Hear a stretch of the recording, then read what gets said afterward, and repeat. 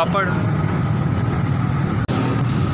एक मोरिया पुर, बस ਇਹੋ ही 700-800 ਲੈ ਵੀ जी कि ਇਹਦੇ ਵਿੱਚੋਂ ਮੈਨੂੰ ਆਪਣਾ 700-800 रुपया ਕਮਾਨਾ, ਜਿਹਦੇ ਵਿੱਚੋਂ 400-500 रुपया सौदे ਦਾ ਹੁੰਦਾ ਤੇ 200-300 रुपया ਮੈਨੂੰ ਲੱਭ ਜਾਂਦਾ ਤੇ ਉਹਦੇ ਨਾਲ ਗੁਜ਼ਾਰਾ ਚੱਕਰ ਚਲਾ ਰਿਹਾ।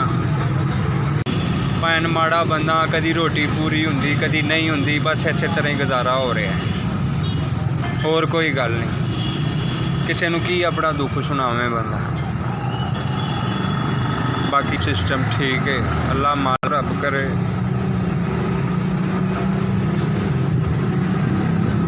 देखो चल चल के मेरी जुत्ती गल तुसी देख लो कि चल चल के मेरिया उंगलों में खुब जांदियां न। इन्ना कुछ चलना, पूरा लाहौर फेरना, किते ना किते कोई ना कोई तो आवाज़ देगा।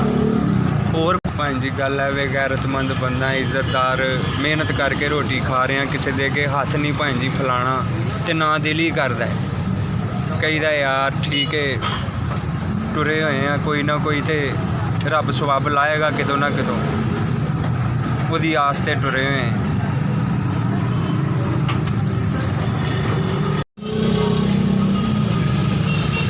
पैसे मैंने दिते ने ना, अल्लाह पाक उन्होंने तंदुरुस्ती देवे, भाई उन्होंने सेहत देवे, उन्हें बच्चों तंदुरुस्ती रिज़क वाधू देवे जी। बड़ा शुक्रिया जिन्होंने मैनू 3000 रुपया दिता है।